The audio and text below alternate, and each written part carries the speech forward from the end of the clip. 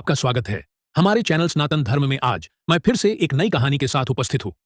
रात के अंधेरे में जब पूरा शहर गहरी नींद में था, तब निशा अपने कमरे में बैठी डायरी लिख रही थी। उसकी लिखावट तेज और भावनाओं से भरी थी। हर पंक्ति में दर्द। मैं मोटी नहीं हूं, मैं महान हूं। उसने आखिरी शब्द लिखे और डायरी बंद कर दी। उसके चेहरे पर आत्मविश्वास की झलक थी, लेकिन अंदर कहीं कुछ था, एक राज जो उसे रातों को सोने नहीं देता था। कॉलेज में हर कोई उसे मोटी कहकर चढ़ाता था, पर उसे फर्क नहीं पड़ता था। लेकिन अचानक एक दिन उसे एक अनजान नंबर से मैसेज आया। अगर तुम इतनी महान हो तो तुम्हें यह साबित करना होगा। कल रात लाइब्रेरी में आओ, अकेले। उसका दिल जोर जोर से धड़कने लगा। यह कौन था और लाइब्रेरी में क्या था? रात को डर को किनारे रखकर वह लाइब्रेरी पहुंची। हर तरफ अंधेरा था। वह जैसे ही अंदर घुसी, दरवाजा अपने आप बंद हो गया। अचानक एक पुरानी किताब उसके सामने गिर गई। किताब के पन्नों पर एक नाम लिखा था, निशा। उसका शरीर सुन्न हो गया। यह कैसे हो सकता था? तभी किसी की धीमी हंसी गूंज उठी। निशा ने किताब खोली।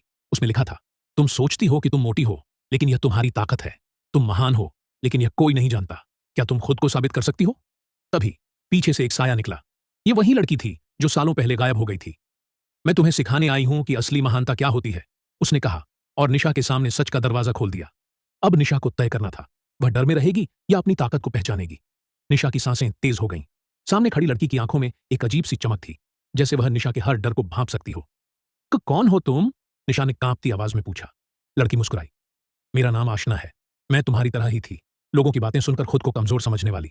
लेकिन फिर मुझे इस किताब का राज मिला, और अब यह राज तुम्हें सौंपा गया है। निशा ने किताब के पन्ने पलटे। हर पृष्ठ पर एक ही संदेश लिखा था, डर को हराओ, खुद को पहचानो, महानता तुम्हारे भीतर है।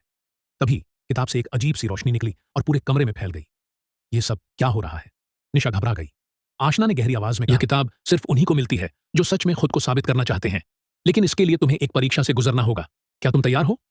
अचानक चारों तरफ धुंध छा गई। निशा को ऐसा लगा जैसे वह किसी और ही दुनिया में आ गई हो। उसके सामने एक विशाल आईना था और उसमें उसकी परछाई थी। लेकिन यह कोई साधारण परछाई नहीं थी। परछाई जिंदा हो गई। तुम कौन हो? निशा ने डरते हुए पूछा। परछाई हंसी। मैं तुम्हारा डर हूं, तुम्हारी असुरक्षा। तुम खुद को मोटी समझती हो, कमजोर समझती हो। मुझे हराए बिना तुम महान नहीं बन सकती। निशा समझ गई कि यही उसकी असली परीक्षा थी। उसने गहरी सांस ली और खुद से कहा, मेरा वजन मेरी पहचान नहीं है, मेरी असली ताकत मेरे हौसले में है। जैसे ही उसने यह कहा, परछाई चिल्लाई और हवा में घुलने लगी। अचानक आईना टूट गया और निशा वापस लाइब्रेरी में आ गई। आशना मुस्कुराई। तुम जीत गई। अब तुम जानती हो कि तुम्हारी महानता तुम्हारे भीतर थी।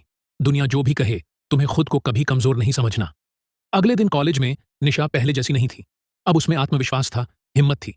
जब किसी ने उसे मोटी कहकर चिढ़ाया तो उसने मुस्कुराकर कहा, हाँ, मैं मोटी हूं, लेकिन उससे भी ज्यादा मैं महान हूं। उस दिन पहली बार उसने खुद को सच्चे दिल से स्वीकार किया, और यही उसकी सबसे बड़ी जीत थी। सीख, आपकी